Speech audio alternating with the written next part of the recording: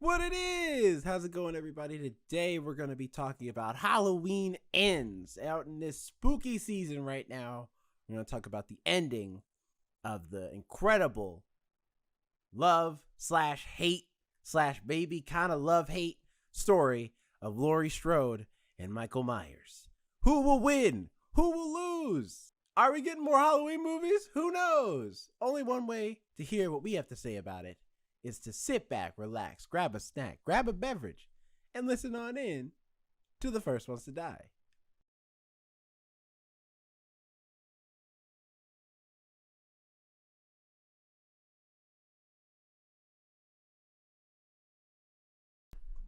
Hello, everyone. Welcome to the First Ones to Die podcast.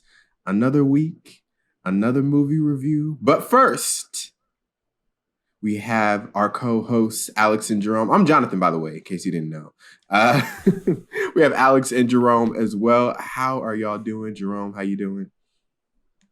Doing good. Living life. Got my little wafer cookie bites. Okay. And they're delicious. They're now vanilla it's okay to snack on the podcast. Now it's okay. never okay. I'm not eating them right now. He said it I just was have them never by okay. my side. It's never okay to snack. Personal. During the podcast, no, we're not trying to do an ASMR video and let the audience hear all what's going on up in here. There's nothing wrong with peanuts. They're great to have no matter what time, even during the podcast. Plus, aren't those noises like muted anyways from the audio? Ooh, No. Yeah, most of You the time. think I go through the effort to like go and take out every chew? I mean, like, there's You the act microphone, I'm, like automatic. smacking them or like something. There are a couple times, yeah, I have done that, depending on what I'm eating.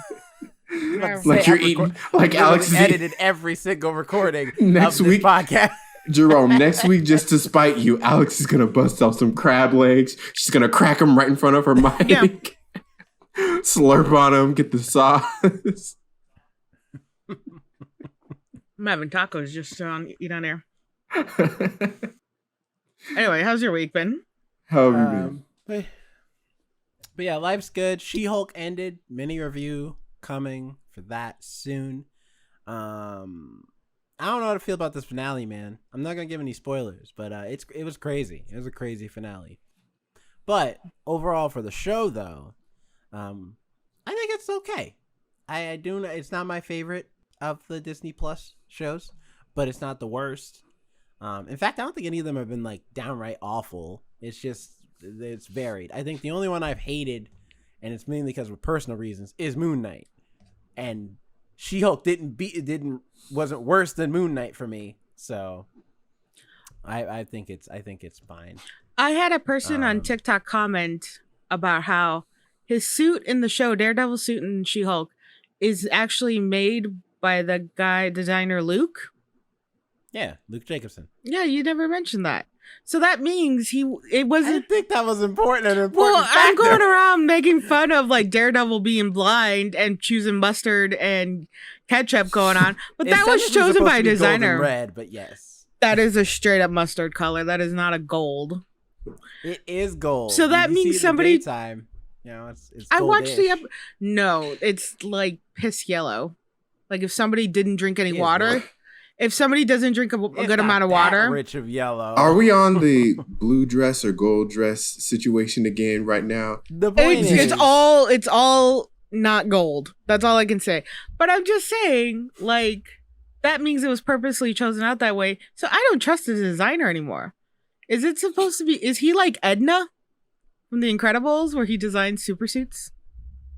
kind of, yeah. They have an Edna on the show. I mean, I kind of like that.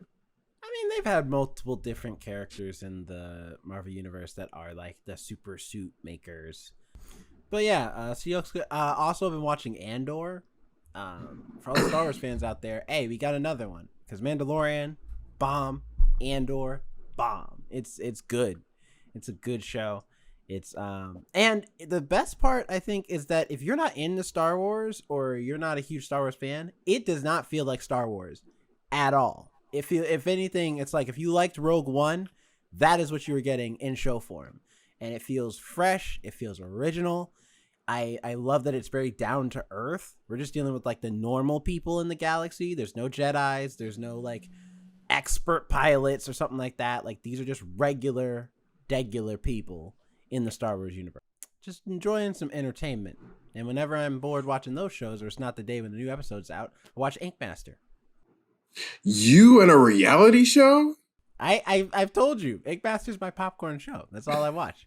As far as reality shows goes, and it's going to be sad because I'm binging through all of it right now, and eventually I'm going to hit the current season that's going right now on Paramount Plus, and I'm going to be sad because I'm not going to have any more.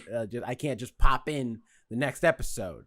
So yeah, but you have like Ink Master Miami, Ink Master Las Vegas, like you have other Ink Master. No Ink Master based off city. Isn't there another?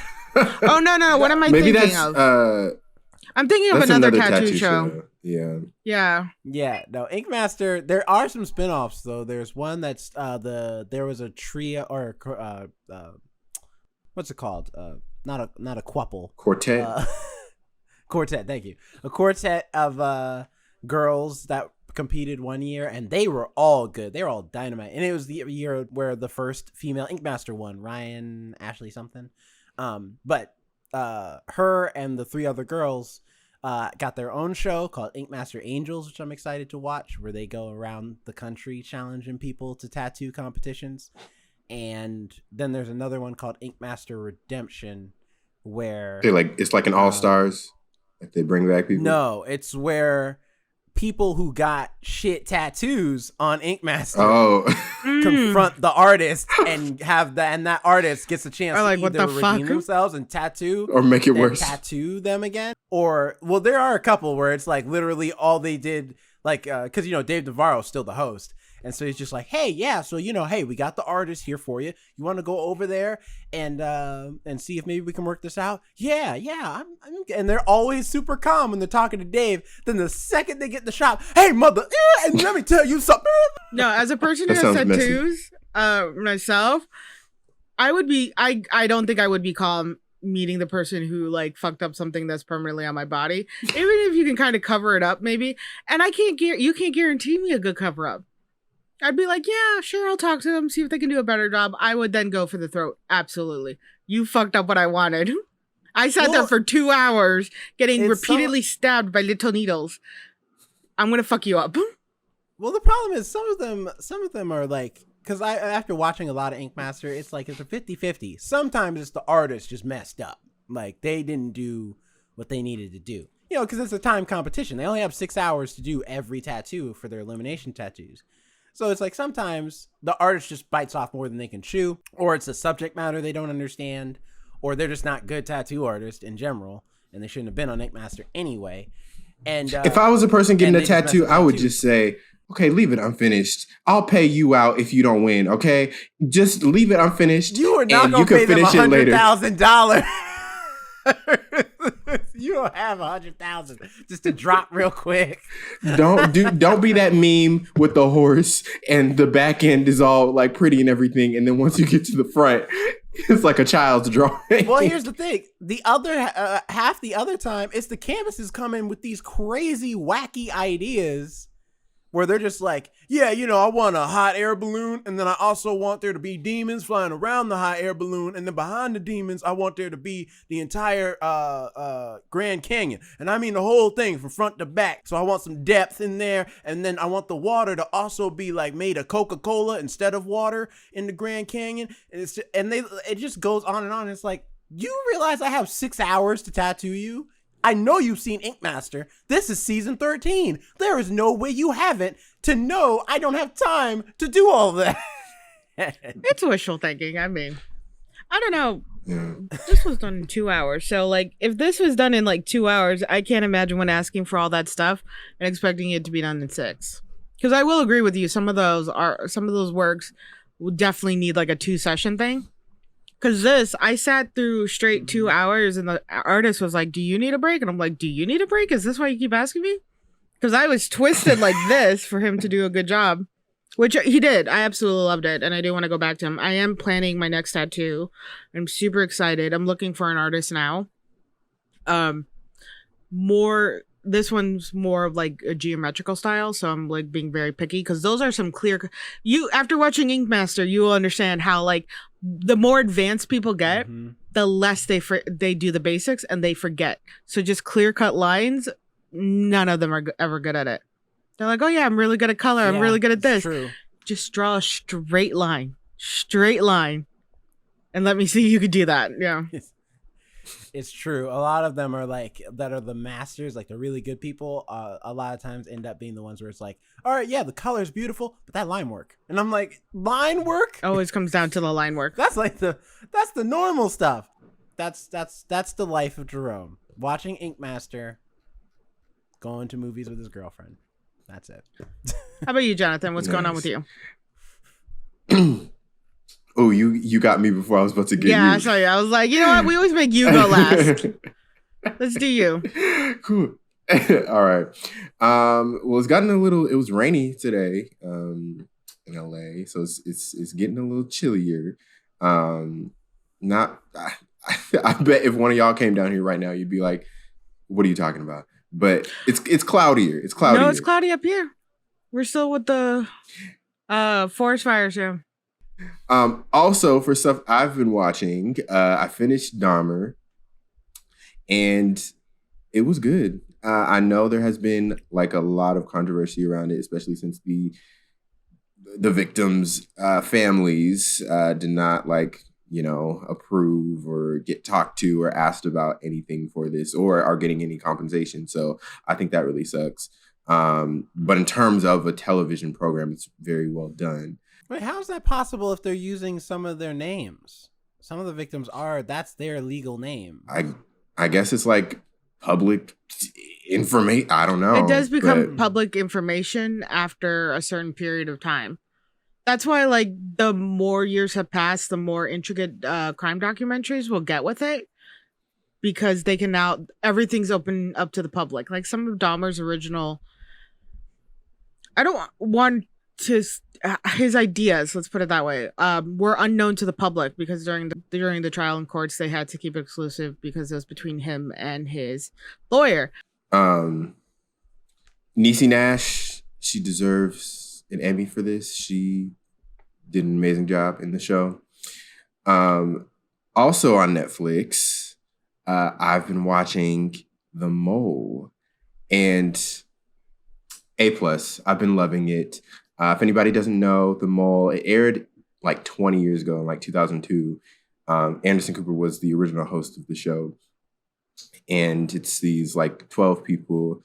They go on these different missions. One person, they're trying to rack up money for the winner at the end, but one person is the mole and they're trying to sabotage everything.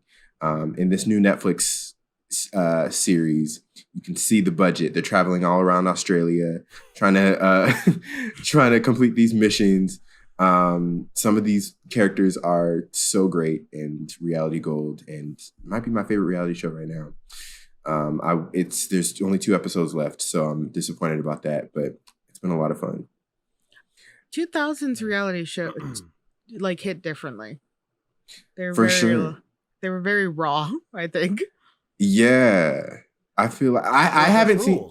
Yeah, I haven't seen the original series. I've only seen the new version that Netflix just came out with, but I've heard the original series is great. Also, tomorrow, well, it would have been yesterday if you're listening to this, is opening night for The Inheritance. So I'll be doing that tomorrow. It's like a full day thing, part 1 and 2, and then the after party. So excited about that. Good job. And with that, Alex, how have you been? Well, as I told you guys earlier, I had a bit of a rough week. But I am doing better. I had a kind of a bad mental health week, and sometimes that happens, and that's okay. Thankfully, I've had very supportive people around me, which is, it's great. It makes weeks like that so much easier to bear when you finally have a good, proper support system in place. So it has gotten a lot better. I haven't been watching anything too new. I've been watching a lot of College Humor and Dropout. I don't know why.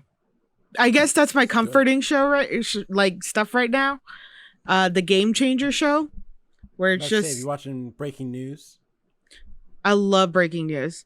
Breaking news The is Grant episodes. oh my god, the second one. So breaking news is on Dropout. It's an app, basically, streaming app. And they have breaking news where they have everybody in a newsroom setting and it's all improv, or they read everything off the screen, but they don't know what they're going to read. And they can't break. They can't laugh. They did one where they did one about one of their employees or co-host and kind of revealed all this personal information about him. And the first one was like, damn, that's like deep secrets. But the second one they did about him, Grant O'Brien, was like, wow, I don't know where they got this information. I feel like he told people drunk these certain stories and that's how they know. That has to be. Yeah. Like, who are you talking to that has given you've given up this much of your life?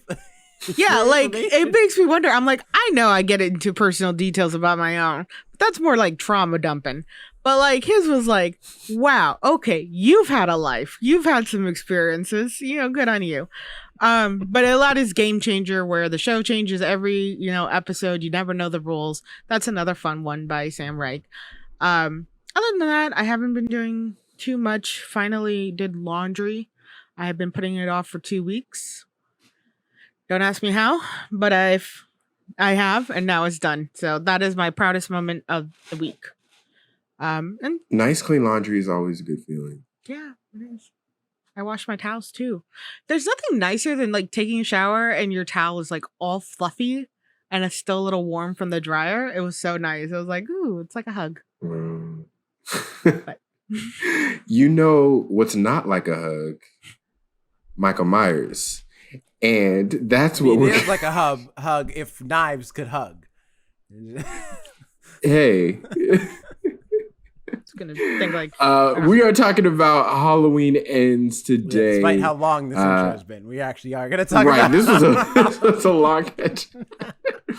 Maybe we'll put a timestamp in case you want to skip to be like, just go to here. Right.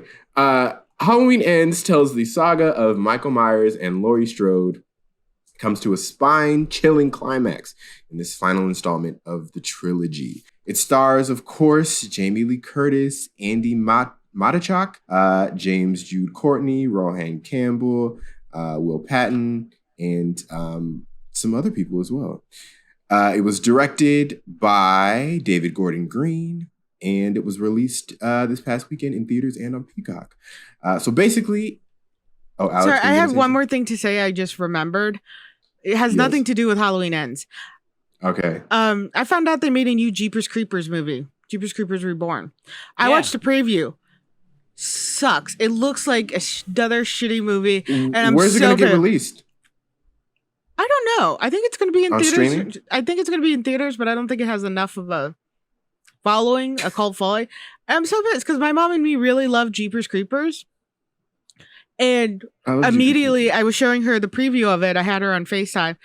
And it's like a Halloween event. She's like, that's not right. He comes out every 23 years in the springtime. I'm like, right? They already got the story wrong immediately because they wanted to put it during spooky season. So I'm probably going to watch it, but I already can tell I'm going to hate it.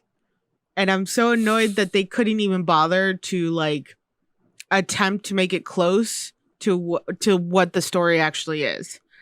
It just looks like a bunch of idiots going into an empty house, which, by the way, at a certain point, if you're walking into an empty house that's in the middle of nowhere, that's literally in the middle of nowhere, it's your own fault if you die in there.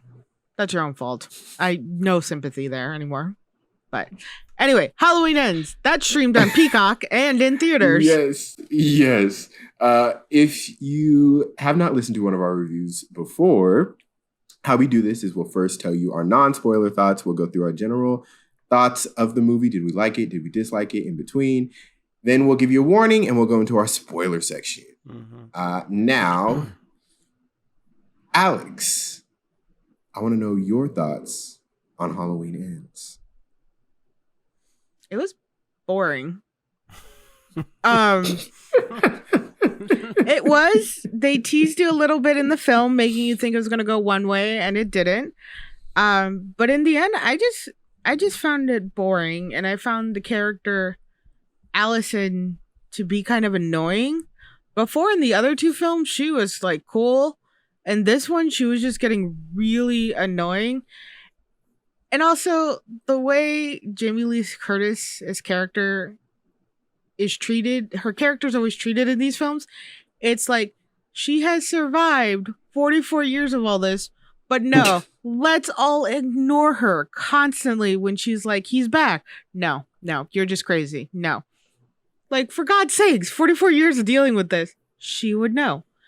It was like, I did enjoy the ending. I will say that. The ending I did like.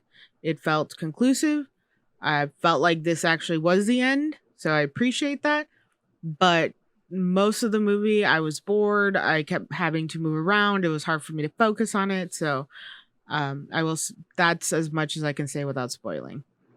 Yeah, I tend to agree. It felt a little disjointed. It felt part coming of age movie and then part slasher horror film. It felt like two different movies in that sense. And especially for the final film that they're marketing it as. Also, IMDb says the final installment of this trilogy. So they could say like, okay, 2018 Halloween, and then last year's Halloween, and then this Halloween. This is the end of this trilogy, but they could in 5 years bring it back and call it Halloween, the Halloween. They could call it the Halloween. They've already done. Why do you want to start fights reboots. with me? Like, what did I ever do to you guys? Also, it's like they've done multiple reboots of Halloween. This is not the first. They've done multiple of them.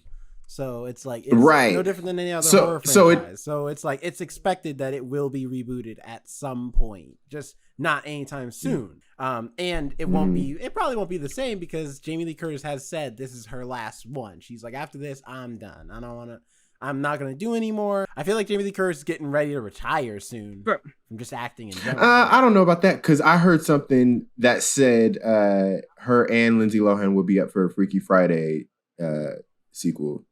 But Stop anyway, making sequels that are 30 something. How many years? No, they could call it a reboot. They could call it a reboot and say the Freaky Friday. Anyways, Alex,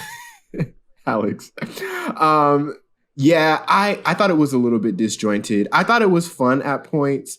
And you know, some of the like gore and stuff was kind of cool. And like Alex said, it did feel conclusive. But it didn't feel like a final movie. Especially with Jamie Lee Curtis being at the helm of this franchise. I didn't feel like she was utilized as well as she could have been in this film. Yeah, overall, that's my thoughts. I'm mixed on it. It was fun. I think I liked it. I think I liked the tone and the usefulness of this movie a little better than I did the one last year. Because the one last year just felt to me like it was a continuation of the first one, but in the worst way possible. It just felt like it was an outstretched like movie. It could have just gone from the first one to this one and you could have called it a day. So yeah, I think I like this one a little bit better than I like the one last year. Jerome. Well, I wasn't here for the Halloween Kills review when I reviewed it for the podcast. So it's because I also had not seen the movie. So I watched it literally the night before I watched Halloween Ends just so I could be caught up because I was like, I haven't watched Halloween Kills. I've only heard about it from other people. That being said, note, Alex, you owe Jasmine an apology because Jasmine is 100% right. The Halloween Kills is trash. You argued down at the top of the year. And I will still argue it. Because I was like, compared to like the H2O one, you're going to tell me that one was better? She said yes to that. It is not. This one is better than the H2O one. You can... At least the characters in H2O are not complete incompetent dumbasses. Like in every single character They in were Halloween like Kills, a every bunch of single stupid- person is What are you talking incompetent about? and incapable. Every single one of doing them anything. died. There's not All a person game. who succeeds at anything. There's not a person that succeeds in She H2O survives, either. doesn't do anything. Yes, they do. Jamie Lee Curtis Jamie kills Lee Michael Curtis at the and her end. son. Oh, she's killed him how many times? How many times? Literally. That is not more than mean to him. she did in Halloween Kills. I can tell you that much. No, because they put The her part in I a hated coma. about Halloween Kills. They put her but she was in a coma. the in a part I hated about Halloween Kills, and okay, spoiler for Halloween Kills. I mean, it's been a whole year. If you, yeah, and if you're watching the review for Halloween Ends, it's That's a scene true, that yeah. But when the daughter just walked away after she shot him once, and he was on the ground, she actually deserved to die because of that. More one. It was. Jasmine mentioned it, and I would have been done too at that part when they're in the car and this old woman is shooting out every window and then locks them in the car for Michael to just crawl in there and kill. I appreciate the callback. I thought it was very fun that she was sitting in the car the same way she did in the original Halloween, where Michael climbs on the back and then he tries to reach him with his hand. Are you talking with the black couple? Like it being the same character. Well, the black couple were in the car with her. Yeah. But yeah, that scene. But then when he kicks the door and it I like that. Like her gun at her. I like that. That was stupid. It was. I liked it. That And was a cool move to me. I kind of enjoyed that as well. Yeah, that was like a swift move. It's not a move. Literally, all he did was kick That's the still a door move. because he's like, I need to get out. He's like, I don't have time to waste with somebody who doesn't have aim. He's like, I got things to do. Nobody has aim. Literally, they're just shoot. Like nobody can shoot this man. Allison has him dead to rights with a shotgun. The point of having a shotgun is that you have a wide spread. You do not have to be close. And she gets right up on him for him to grab the shotgun and literally take it from her. That movie is trash. I don't care what anybody says. Can we go into spoilers? Spoilers later? Let's go into spoilers and go into. We know Halloween ends at some point. Right. Yeah, go ahead. Yeah. Go ahead. Just go Spoilers. at this point, man. Screw it. Because they constantly are like, they're like, oh, the big thing is that he used boogeyman, and then, oh, you created more boogeyman, blah, blah, blah. They had a big thing about the boogeyman. In Mexican or Latin culture, it's called the cocoy, by the way. And that was just the story they created about him, that he can't die. There's no way to kill him. There's no end to him. In this movie, they finally do end him. But like, That's what I mean, though. in the It's like other this movie film, reneges on that, and it's just like, no, he's just a normal guy, though, for real. right? But That's that until story's the not next movie forever when going we to be find there. out that he somehow assembled himself from the grinder. I didn't. Halloween Returns. He just climbs Well, I mean, scene, by the piece way, by piece, and he comes back together. That was a detailed scene. That was a detailed scene. I wasn't expecting. really good. I didn't know what they were doing until we saw his body get mushed up in the grinder, and I was gonna say it reminded me of that scene that we love to refer to when me and Alex watched Secret Life of Pets, and the snake got. God. Me and my girlfriend both were just like, what the hell is happening? Like, now they have a caravan. I'm like, yep. And traffic in Haddonfield was trash that day because everybody decided to roll in this caravan to evil, displaying this man's body. Like a small town. It's like a small town. They don't have traffic anyway. And yeah, it kind of felt like that because I didn't know I didn't know what they were going to plan to do, that they were going to take him to that like wood chipper thing.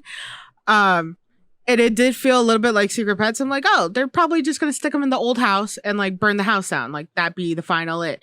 Because a lot of this poster. That was on the news story in the beginning of the movie that they already demolished the Myers home. No, see, I didn't see. I guess I didn't pay attention to that part. Yeah, and it felt like that. I'm like, oh, okay, they're going to like do something. Oh, okay, they're in the junkyard. They're probably going to like compress his body in the car. Oh, nope. Okay, this is what they're doing. Yeah, it felt like it because in Secret Life of Pets, well, that was more sad in Secret Life of Pets because I was like, they're gonna kill the snakes because they like dropped a bunch of like, they hit him with a brick, and I'm like, oh no, and Jonathan's like, no, Alex, it's okay. They won't kill anything in Life of Pet or Secret Life of Pets. Then they have like a whole fucking side of a building fall on this snake, and then the building brick literally wall. catches on fire. Yeah, and it lights up on fire for no reason. And I was like, oh god. Also, that was another thing. Halloween. Sorry to go back to Halloween Kills, but that was another thing too. I'm like, this is also, you know how incompetent y'all are. I could have solved this problem already. If we know he's going home, and we know he's in there, why don't we just light the house on fire? No one lives there anymore because he killed them. No, because people think, and then if he, that's the arrogance of people. No, light it on fire, and then when he comes out, because he's Michael Myers, blast his ass. All of us have guns. We will just keep shooting him until he stops moving. That's how he got defeated in Halloween Part 2. He literally got set on fire, walked out the fire, and then fell over because he was burning alive. I will say that with Halloween Kills, you cannot look at me and tell me a small Midwestern town that's mainly a white population don't have a good amount of guns. That's what I'm saying. I did agree to that. Town. That was the biggest unbelievable part. But on to this movie, though. This movie's stupid, too. It's just... And I agree with you, Jonathan. Me and my girl were just sitting there, and we were just like, what movie is this? Because it's like a Lifetime movie, like, for a big chunk of this film with this kid. Although that opening, though, was really good. I really loved the opening of this movie, and the ending's not bad either. I'm making with the kid, the kid who falls off. Yeah, that little kid. Because I thought for sure we were gonna see Michael Myers at all, and I like the nice bait and switch where it's like, no, we're not gonna do Michael right now, but we are gonna show you the horror that Michael has left on this town and how it's got everybody spooked and scared and kind of like themselves. And going with that bait and switch thing real quick. I like that. Yeah, the opening scene was great, but they tried to do the bait and switch thing again with the same character, Corey, whose name is Roman Campbell? Rohan Campbell. Or Rohan Campbell. Where they're like, okay, that bait and switch where it's not actually Michael Myers. This is what happens. He accidentally kills the kid because the kid's being a little shit. And then they try to do the bait and switch again where it's looking like, oh, he's going to be the next Michael Myers. This is what's going to happen. That's and then why I was he ends so mad. I was like, no. And that's why I felt like it was like, oh, this is really boring. You're trying to show us like his villain origin story. And it's like, oh man, is this your way of sneaking in and being like, Halloween ends with this Michael Myers, but now we got somebody new wearing the mask? That's what I thought was going to happen as well. I thought he was going to survive at the end and he was going to be the new Michael Myers. But Michael Myers was going to die. I think they wanted us to, they definitely were setting that up so we had this like thought process and be like, oh my God, in the end, he really just dies. But really it was just like, I'm not too surprised because you just ripped off the mask of Michael Myers. And that's the one thing he's like actually touchy about. Don't touch his fucking mask in all the films.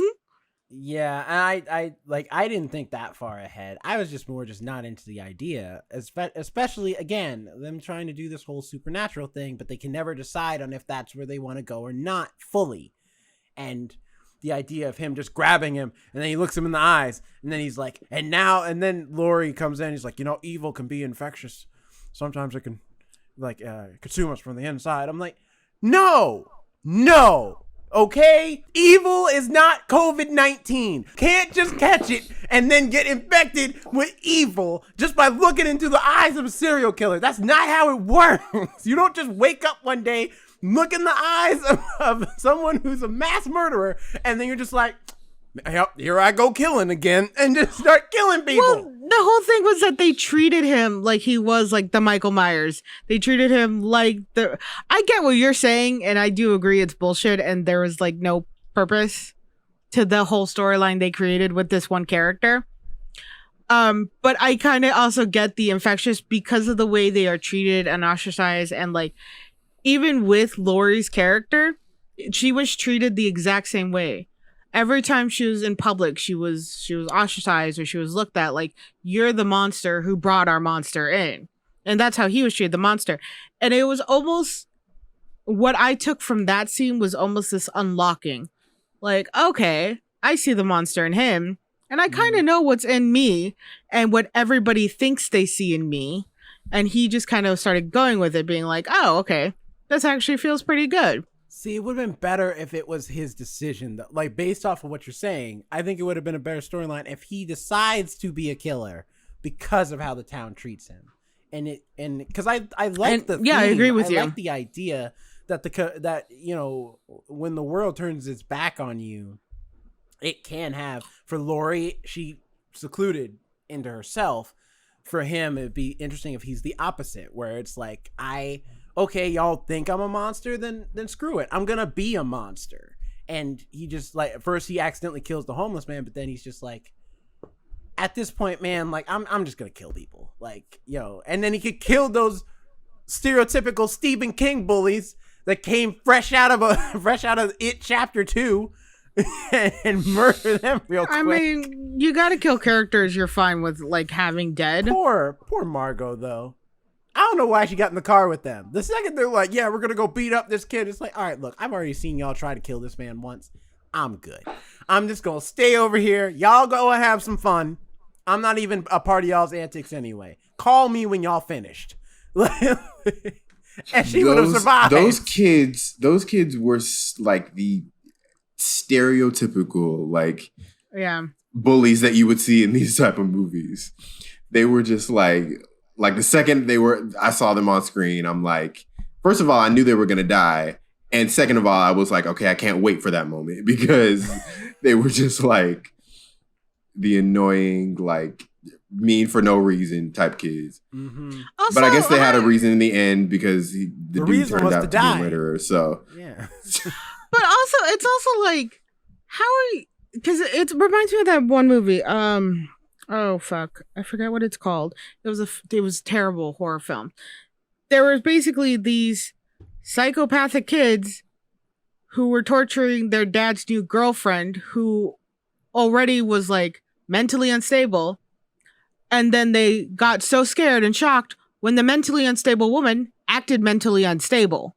They're like, oh no, now we're in danger. Oh no. And it's like, what the fuck do you think was going to happen?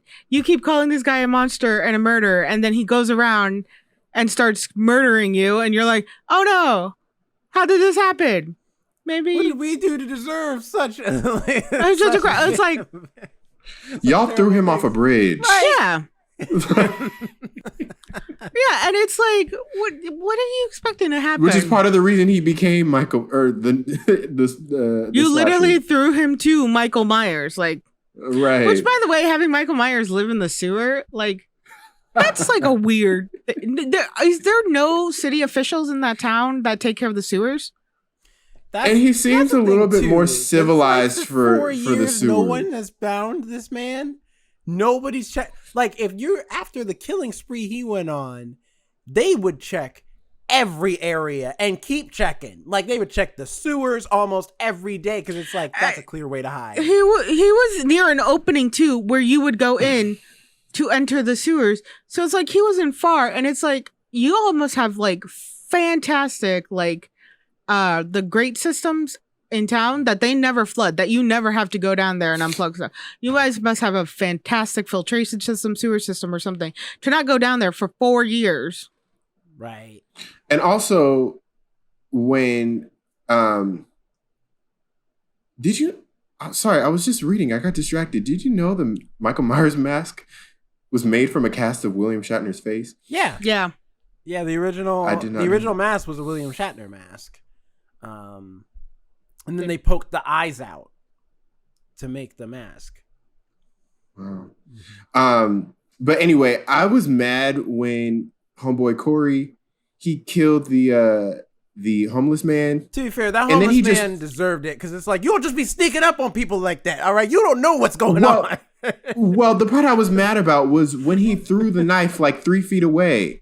I'm like, that's evidence. Why are you just going to throw it 3 feet away? I was like, that still has your fingerprints on it, and there's a dead body not very far. Exactly, and you just left the dead body. Well, I honestly would not be worried because of the police in this town. Like That's fucking true. That's true. in the end, when they have Incompetent as Michael Myers strapped, they're like, "This isn't the way. This isn't the way." I'm sorry. Do you not remember like last year when everybody was like huddled in a circle and you all were fine with that, with beating the man to death? But this is inappropriate. No, those were strapping him all to a car. civilians. Not a single one of those were cops.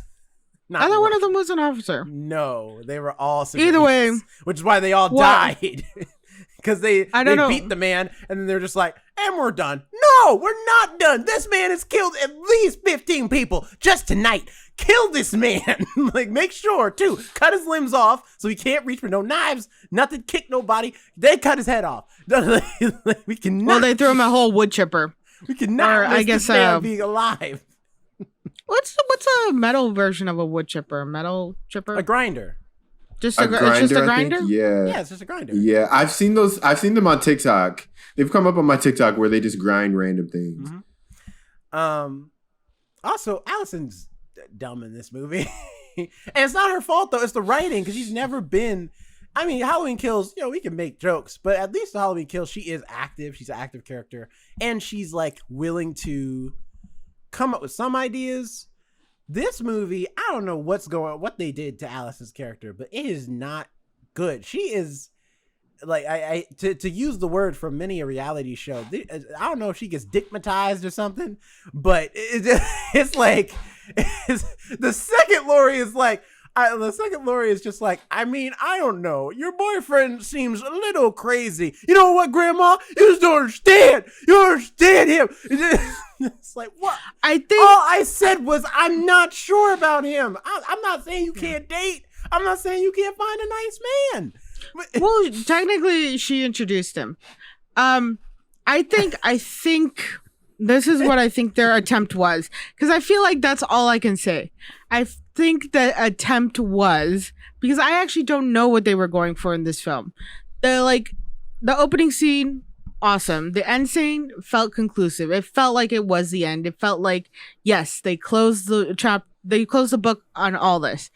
Mm-hmm. But the middle part was so fucking boring, so slow, and even the murderings were not exciting at all. They were not like. I paused for a good 30 minutes and then came back to it. I was not. I paused right before they when they strapped into the car. I actually paused and made myself dinner, so I was gone for an hour, because I was I'm oh, it's almost ended, but at the same time, I honestly feel like I can wait to see the ending. I think what they were attempting to do with her character, and again, I say attempt, I don't know, was that they were trying to show how a survivor of somebody who's not even treated like the monster can turn into a monster almost as a survivor, because she has been around all this evil and she is quote unquote infected, just like him. And instead of presenting it properly that way, what they ended up doing was making her look like this sudden brat who was like, oh, I'm no longer taking shit in life. You have a good home. You have good friends. And I get you're going through stuff. Get therapy, man. Mm-hmm. You work in a hospital. I'm sure there's a mental area just a couple floors away. Go there. I'd be mad too at least at that doctor. He's fuck the him. one where I was like, nah, you deserve to die, because it's just you pass up a person who's clearly the best at this job for a nurse that you can get to bang you because of your status. You know what I mean?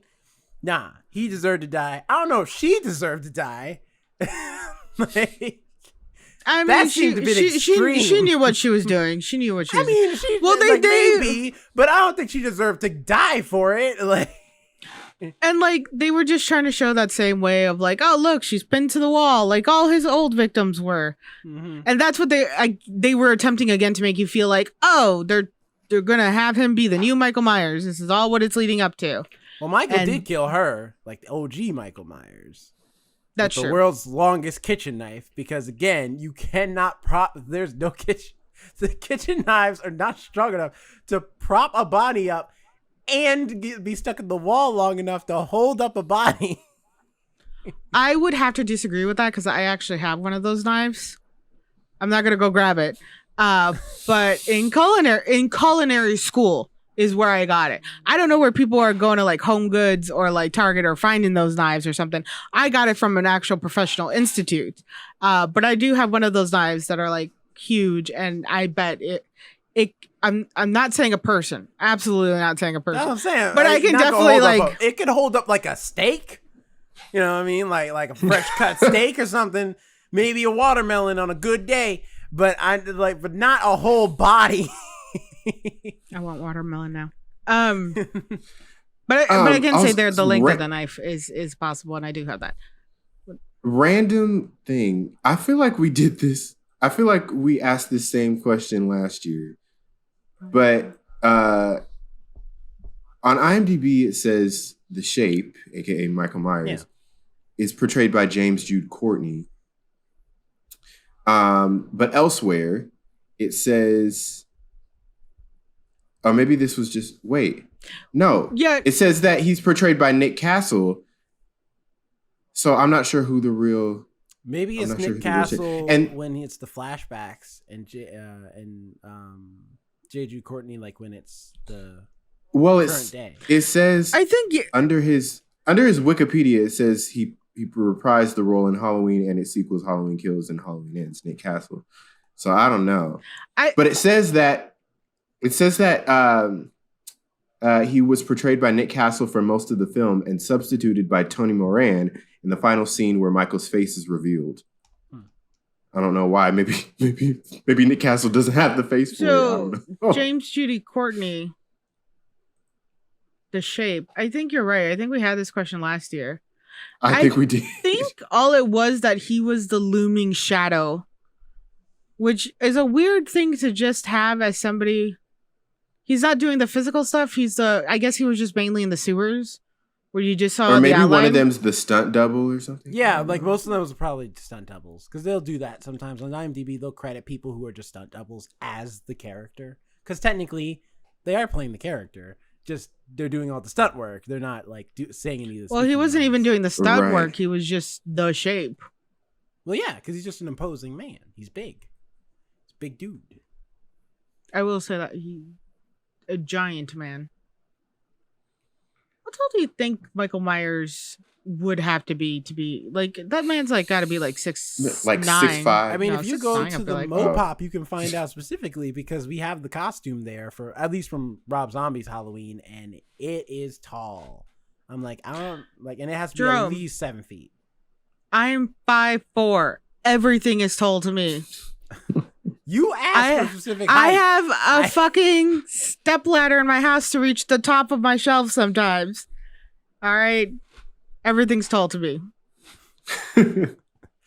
But yeah, that probably is what it is, I imagine. Yeah. What did we think of, bringing this new character of Corey into the film and having him be like the main character for most of it? I feel like we've already said it's bad. Well, we did, but like, I guess if you, what would you have liked instead? What would you have appreciated instead? For Corey not to be there and Michael Myers to be killing people. But if we have to have him, honestly, I think if they had done a thing where it was more like he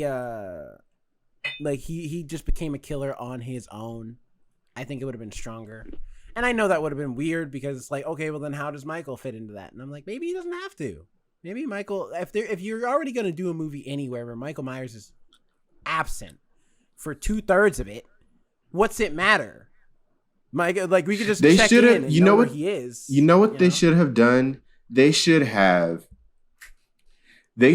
saved this storyline for the reboot, and they would use flashbacks so they could get Michael back. They could get they could get Michael back, and use Michael again.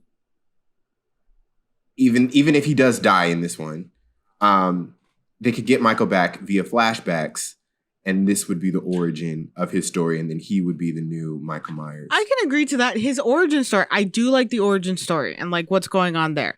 Don't like how like he looks into Michael Myers' eyes and like suddenly he's evil and whatnot. I do like that like backstory of him accidentally killing the kid and the way the town ostracizes him. It's almost like that would have definitely been a good backstory had he just like disappeared suddenly. Like they thought they killed him and then he was just gone. And then like there's a new movie out and this is a flashback, but Michael's still gone. Like developing him as a whole new character with like this like Halloween tie. And then there you go. You could have had this whole new series going on. Trying to make him into the new Michael Myers or him wanting to be the new Michael Myers just because again he's like the boogeyman, the legend story of the town was like stupid.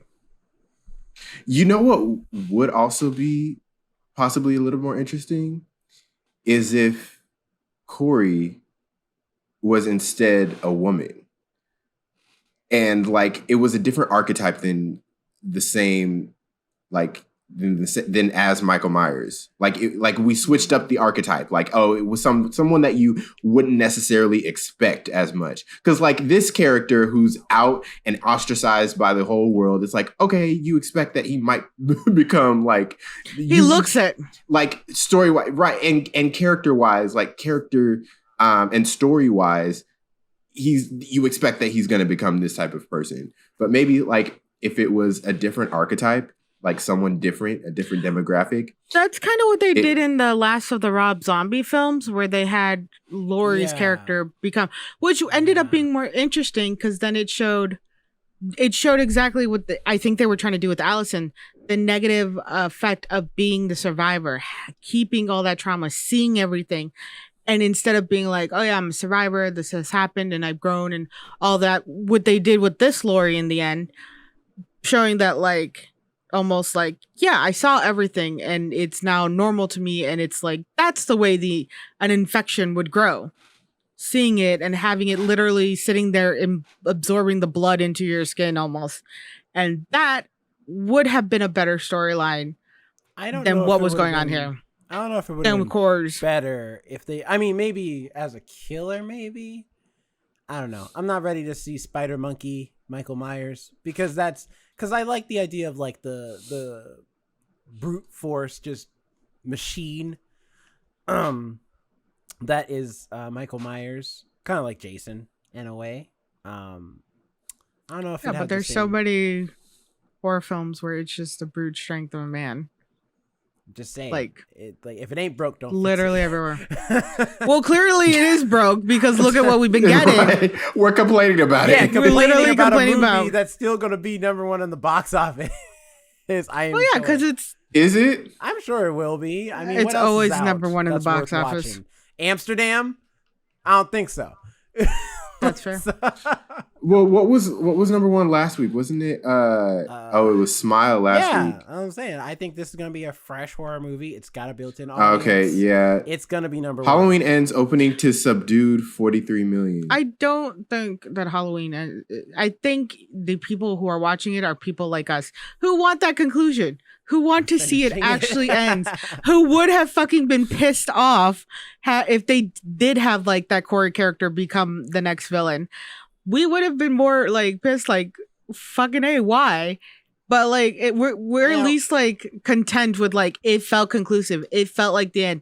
It felt like this story finally ends. And if we're gonna get another Halloween, it's at least gonna be like a remake, a reboot. There's no way it's gonna be tied to the actual Michael Myers. It's gonna be new characters. It's gonna be an absolutely new Michael Myers character, Boogeyman. Because they call him the Boogeyman constantly. Well, because but also we didn't see Corey get ground up in the grinder. No, we saw him definitively die because Michael killed him. There is no definitively in. Yes, there is. Yes, there is. Did you see Judy? We saw Michael Myers get burned up. Yes, they literally had to put him in a grinder, and still then I'm even doubting. Michael, but everybody else saw him get burned up in a fire, and the house was on fire. Burned up. He was perfectly fine. The house was on fire. Yeah, the house was on fire, not Michael. Remember, the firefighters let him out, and then he killed them judiciously without. Actually, I see what Jerome's saying. Like the top of the house fire, he was actually in a fire safe area. And then they started allowing it. I get what you're saying, and I get what you're saying. He should have been burned alive. there was points that could have burned him alive, but he was not burned inhalation alive. alone should have killed him, but he was perfectly fine. Right. And that's what also, like Jonathan said, like if they had the intention to make Corey the next Michael Myers, then it didn't matter how he was killed. He would have still survived somehow. Saying, literally nobody else in this franchise has ever stayed alive that isn't Michael Myers, except for that black woman in a wheelchair. She's the only one who's still alive for the last movie. Everybody else is dead. Did you see Judy Greer had the most like unsure death from the last one, and she is dead. They said it in this movie definitively. Right, but She's again, dead. they weren't going to make any of them the next But what villain. I'm saying is that if Judy Greer, who's like a solid main character and got like a iffy, maybe she's dead, maybe not. I don't know if that ending is like up to interpretation or she just died. If she's getting that type of treatment and then they say in the next movie she's dead, Corey, who we definitively see get his neck snapped and everything else, and then on top of that has already been shot and fell from a banister and stabbed himself in the neck. Like, he is dead. There is no way. I mean, if they're trying to play the supernatural thing, they really wanted to go that route. There you go. Michael took his power back. He looked him in the eyes. He was just like, give me the evil back. I gave it to you because I thought you were going to use it for good. But then you tried to take the mask and try to replace me, boy. And then he took it back. And then he did. I miss the days when what we actually saw on screen was the truth. Like when somebody who died on screen actually died. There never was a day like that, Jonathan. It's always been, there was. Never know. Because now, well, back then it was like, it would happen sometimes. Now it's like, I can't trust anything because studios are wanting sequels. They know that if these characters die, who knows? The next one they might not watch because their favorite character is not in it. I was about to say Get Out, but Nope. Sorry, spoilers for Nope. If you haven't seen Nope yet, Brandon Perea, that's his name, the guy who plays the Fry's employee. Oh, yeah. I read this week. It just came out that, or I don't know if it just came out, but I just read it this week. He was supposed to die in that movie. His character was supposed to die in that movie, but he talked to Jordan Peele and like the studio, I guess, I don't know, and like begged for his character not to die in case there was a sequel. That's not how and it works. Jordan Peele, like listen, the script says you dead. That's what he did. Dead. All right, I could see that doing with Jordan Peele. I could see doing that with Jordan Peele.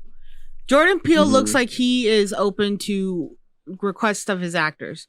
Not like demands. Don't get me wrong. He's not going to be like bending over backwards. But if somebody's like, hey, like, I know this movie's going to be a success, stroking his ego a little bit, basically. Be like, I know this movie's going to be a success.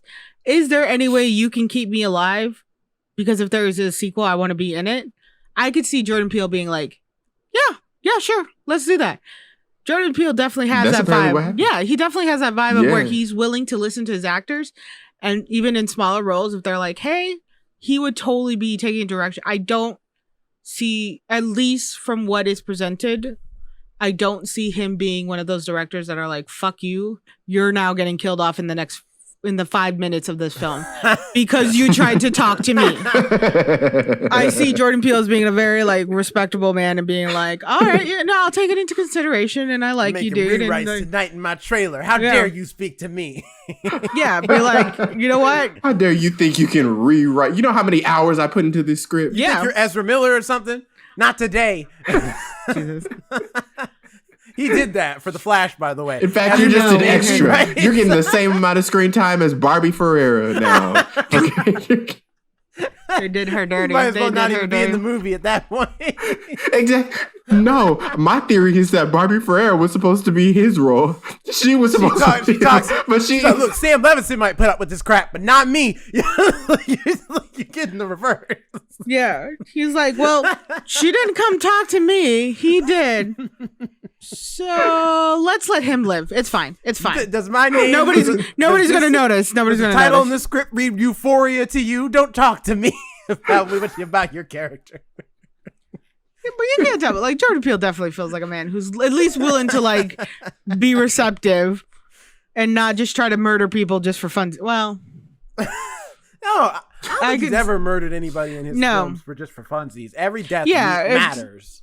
It means that's what I'm like saying. Can't say the same for this movie. Death in this movie is just like whatever. Listen, because the DJ character annoyed the hell out of me. I was just like, why are you here? And then he has one time to just be at least somewhat nice. These are two kids in love. You know, they're making out on top of the radio tower. Yes, it's a little annoying that they were there, but at least you just be like, hey, listen, y'all need to get up out of here. You know, this is private property. I understand y'all trying to have a date night. Not right now. Instead, he's just like, y'all need to get out of here before I F y'all up. I'm like, that's unnecessary. This is also, again, a small town, Midwest town. Like, kids are going to go up the radio tower or the water tower.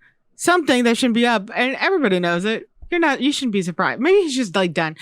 I like every character. They made the most unlikable characters in this film, so I think you were cool with their deaths. Because there was no other than like the dad of Corey. Yeah, was the only one I think he didn't deserve. Was actually a pretty nice guy. That was really sad. Was he the stepdad? I think he was a stepdad. I don't think he was his dad, like his biological father. I don't know. Yeah, but he was cool. He was just like, man, I hope you find love. Man, here's a motorcycle. Because I haven't found it. I want you. I'm only with your mama for the checks. Because that's what it felt like. He was the only one working. He's in love with this woman. He was the only one working. He has no type of love for this lady. See, this is why I don't like watch, like, honest to God, why I don't like watching heterosexual relationships in films anymore.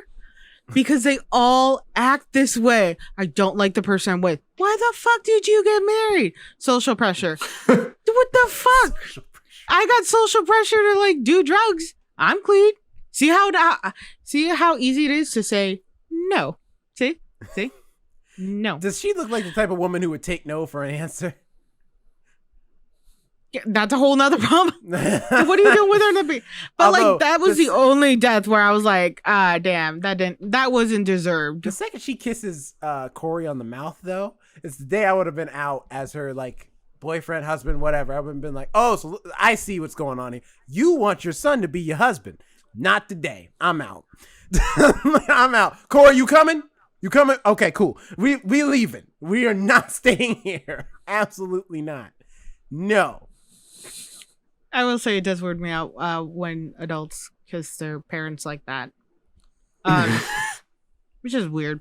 Not like it's not weird, but it's weird to me. Well, that's why she's so overprotective of him. She looks at him as if he's like her man. It's like he's just a kid. I mean, he's like in his 20s. No, they're all adults. What I mean is, I'm like, he's a 20-something-year-old dude. Like, he's gonna go out with girls. He's gonna have nights where he's out late. Yeah, he's a grown man. The only reason he's staying here is not because he wants to be here. It's because he can't get an apartment because the landlord will look at his name and just be like, "Oh, it's you." Yeah, all of a sudden we have no vacancies. But the building just got built. Ain't nobody in here. Yeah, nah, we got no vacancies. I'm sorry. You're just gonna have to find another place to live, big fella. Take this deposit back. Also, why nobody just moved from the town? That's my thing. I'm like, why is Lori and Allison staying here? All y'all get is trauma and drama from everybody around you. Why would you stay here? You don't have no friends. But then it's that old trope in movies where they're like, I can't leave. I just have so much history here. Like, I can't leave. Bad history, Lori. You need to leave. The only person here who likes you is Lindsay and Hawkins, like the deputy. Those are the two people. And I guess your granddaughter too, but that's only when she's not dating somebody. The point is that when the deputy and Lindsay are your friends, they went on like one date too. I don't know. They never even went on a date with the deputy. Like they tried in Halloween Kills. Like apparently it's implied that when they were younger, I meant like Allison and Corey. Allison and Corey. They like went to the Halloween dance and they went to a Halloween party barely. Well, it's implied that they've been dating for like a week, like or at least a couple days, because he's taking her to the radio tower and that's considered like a date, and he's riding her around on the motorcycle. Like they've gone and they went to the diner. Like they've gone places together. They've had a few dates, but that's just it. It's been a few dates. And already this girl is like, yeah, I'm ready to run away with you. You don't know this man. Not really. You know his name. He's had a fucked up past. Like, you had a fucked up past, but that's not a good thing. And he's clearly unstable. Look at him. Look at his eyes. Look at how he looks every time he comes to pick you up. You can see the evil in the eye. What did Lori said that? There's evil behind those eyes. I was talking to Kaylee. I hung out with Kaylee for a little bit. We got to talking, and I made a joke about how, like, I have to be very comfortable with my optometrist because I have pretty bad eyes. So they spend a lot of time looking. I was like, they're staring into the windows of my soul for a long period of time. And they're like this close to my face. I'm like, you get comfortable. And she was telling me she actually made like friends with her optometrist, being like, oh, well, now we got to hang out because you just like, we're spending so much time just staring deeply in my eyes. I absolutely love how Kaylee makes friends so easily. That girl is such an extrovert and she can just make friends with like anybody. And it's with Rock. Yeah. And like, it's so impressive to me. But yeah, we were talking about that. I'm like, yeah, you windows of my soul, just staring dead into my eyes for like a good straight hour appointment. But I feel like mine always ends really sadly because they're like, your vision's worse. You're getting closer to being blind. And I'm like, oh, man, like, can't you, like, that's a like bummer. Can't you just say something nice? I did have a doctor tell me I had very pretty retinas, which I've been complimented for my ear canals and my retinas. And I take a whole new term to the beauty is within for me. But I just, this movie, it's like, I think it. Do we want to transition into final thoughts? I think so. I think this movie is not awful. I don't think it's as bad as the one before it, but it's only just shy above it. And it's mainly because of just like the character work in this movie. The script is not tight. And it's a shame because it's like the first one, it was tight as hell. It was like sharp. The second one, very sloppy. But it's because I think they really wanted to focus on the kills a little bit more. And also the ideas around mob mentality and stuff like that. Which I think that stuff in Halloween Kills is actually pretty decent. I think it does get that point across pretty well. This movie wanted to focus more on like, this is what happens when like trauma infects like a whole city where you've got a bunch of people, you have people killing each other, killing themselves, or just being rude or mean to each other. Like evil's just been infectious in the whole town. And I think they didn't quite succeed at nailing that idea because A, we don't spend any time with anybody in the town outside of Lori, Allison, and Corey. And anybody else, they're just crappy people so that we don't care when they get murdered. And it's like, okay, if you want to have the idea of the evils infecting this town, show us some people. Show us some good people in this town who go from being good people to being awful people because of the stuff of Michael Myers. I think because that's why I was thinking the opening was going to be with the two parents, but we don't really get a lot of them. Like after that opening scene, we get one scene with the mom at the party and one scene with the dad at the bar, and they seem like relatively normal.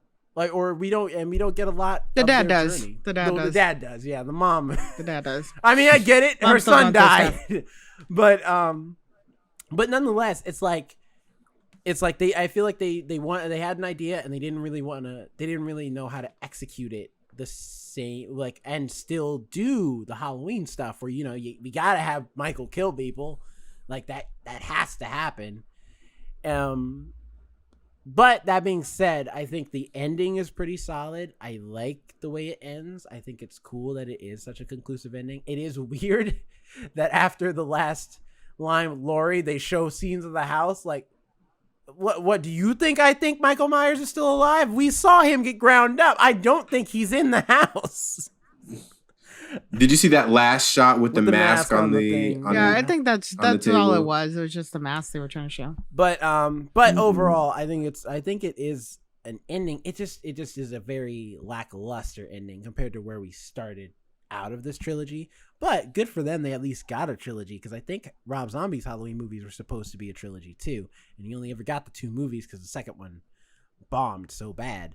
So and honestly, this feels more classic, at least more like classic Halloween than any other the reboots have ever been. So they got that for him, going for him. So what's your grade on it? What is your grade? Grade, I would give this a D. Like it's not great in my opinion, but I think if you've seen the other two and you want to finish it out, like you're not gonna be like majorly disappointed. I just don't expect it to be as good as the first one, or as asinine as the second one is. So. As violent as the second one. Definitely not as violent as the second one. The second one was just like No. nonstop. Hey, you gonna see people get messed up. The second a man brings a light bulb to a knife fight and wins is when you're like, okay, this. The second one was all slasher. The first one was like suspense thriller with like some backstory with a little bit of slasher.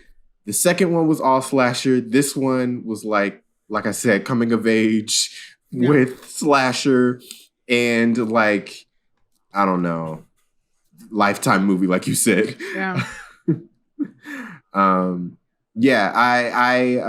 probably give it maybe a C-. I did like the beginning and the end of the film. The beginning was like, where is this going? And then I was really intrigued. I'm like, oh, okay, we're starting off that way. But then it just kind of continued with this story of this character that I really had no interest in knowing about, especially knowing that it was the final film. I'm like, okay, when are we going to get to Laurie and Michael? Like, where's what we're actually here for? And then because of the fact that he got killed, it was like, it felt like that was all a waste. I know there was a tie-in with Allison and everything, but it didn't feel like it was like the story was worth it in the end. It felt like filler in a way. Giving so Allison something to do because they didn't know what to do with it. Yeah. So yeah, but then I did like the very end. I like that Laurie got her comeuppance. It did feel very final, even though, like I have mentioned, I still can't trust anything, but it did feel very final. Like, and yeah, the way she killed Michael too was just so like, I'm like, I'm sorry, why are you doing these slow cuts? If it were me, I'd be out there. God, For real, they've done that. It doesn't work. Stabbing the hell out of this man. I was getting mad at her. Stab him in the face like 1,000 times. Just kill the hell exactly. out of him. She looked like she was like delicately like filleting a fish or something. Right. Like she was being too cute with it. Like, and we're in the kitchen. There's a meat tenderizer in there. I'm tenderizing Michael Myers every body part. I just want him to be literally 44 years of this. I'm gonna trust her on how to kill him. Finally, I'm just saying. She like finally had to work. It was shocking when he like snatched his hand from the knife. And you just see like his hand cut in half. That was. I'm just saying, if I'm killing Michael Myers when the police and the coroner come to pick up his body, they not picking up a body, they're picking up hamburger meat because that's what he's gonna look like when I'm done with him. Well, they technically did that. I'm tired of him. They did that. They put him through a grinder. Yeah, they had to take him to the grinder. I was fully prepared for him to start wiggling on the police car, just be like, I'm still alive. I think it was just their car. Alex, final thoughts and rating. I think I would give this movie just a solid C. My idea of what they were attempting to do was show the family issue in the first film and kind of like how generational trauma can continue onwards, and how even though Allison never experienced this, she still has this like hyper awareness and she's so more smart in her movements than other teenagers. And Judy Greer, like how it affected her too as being Laurie's direct daughter. Where she was able to, in that movie, switch in that role where she's like calling for her mom. And then Michael Myers appears. She's like, oh, it was like a trick. And it was like a quick way to display that she is still like combat ready, even though she has entered this normal family life. The second one, I think their attempt was to show the effects of the town, it had on the town. And that's where the mob mentality came. That's where people were just ready to start attacking this, poor senile man and everything like that. The third one, I think they were just trying to trick us and be like, oh, look, we have another Michael Myers. Oh, no, we don't. I do love how they did the beginning, and I almost assumed they were going to keep going with that style of how the different boogeymen are now in the town because, you know, every kid's scared of the Michael Myers. And then they just fell so flat with the middle part. And it almost seemed like they were attempting to do a more like the original Halloween, where they were trying to do a more psychological psych out with the evil's always going to be right there. But it still, again, just fell flat and was kind of boring. And then the ending felt conclusive. It felt like it was final. And I did like how the town and Laurie and Allison all came together to finally put an end to this man. Nobody was ever wondering where he run off to. No, we all saw where he went. I think if you want to, like Jerome said, if you want to see the conclusion of this series, if you want to be like closing the chapter on Halloween or the book on Halloween, and you know, you don't now have to go see the reboots, remakes, or whatever they're going to try to come out with, this can be final for you, then I say watch it. It's not the best work, but I will say they finally did what no horror film has done. They ended it. They properly ended a film. Villain is gone. So I will give them credit for that, because I am one to watch a lot of horror films. And I also get what Jonathan's saying. All those horror films always end in a way where it always leaves a tiny door open for a sequel, and all these people get killed, and yet somehow that like evil, it's all about the evil still living. This one kills the two main evils that are in this film properly. So I will give all the credit to that. They finally ended, and this was the almost first horror film I've ever seen with a proper conclusion. So I give it a solid C. Nice. Well, if you're listening to this, did you watch Halloween? It's on Peacock, so you can stream it right now. Let us know what you thought of it. Did you like it? Did you not? Go ahead and comment on our YouTube channel. Give us a like and subscribe on our YouTube if you're watching us on YouTube. If you're listening to one of the podcast platforms, then go ahead and give us a review. Let us know your thoughts on Halloween. Next week, I believe we're talking about Black Adam. So stay tuned for that. Here, The Rock. I feel like it should have been released like months ago, because I swear every single time I go to the movie theater, that trailer is playing. It doesn't matter what movie I'm seeing. It's true. Well, the man's been making the movie for 15 years. He has to have enough trailer footage to literally, like, he has to. It's a bit like to make this movie happen for. It feels like a bit like a 2 decades. Deadpool movie where they finally let Ryan Reynolds have it, where it's like, okay, and then it was like, yes. And he went fucking unhinged with it. And I feel like a little bit with like Black Adam, not with like of course The Rock's not going to be unhinged, but he's a little bit like showcasing it everywhere. Because we also follow his Instagram, and it's just like been nothing but that since the movie's been announced.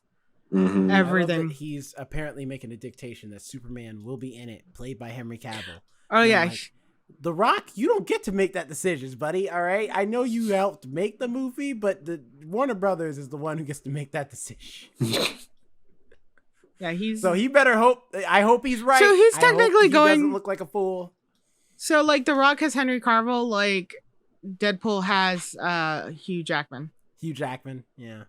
But anyway, we'll see you all next week. Have a good night, good day, good morning, whenever you're listening. Yes. Bye. Bye. If you enjoyed this podcast and want to watch more, click the playlist to your right. Or if you want to see more of what we're doing, such as mini reviews, book reviews, and gaming, click the link to our channel and don't forget to subscribe when you're there. If you prefer to listen to this podcast, it's streaming on all of your favorite podcast platforms. Thanks for watching.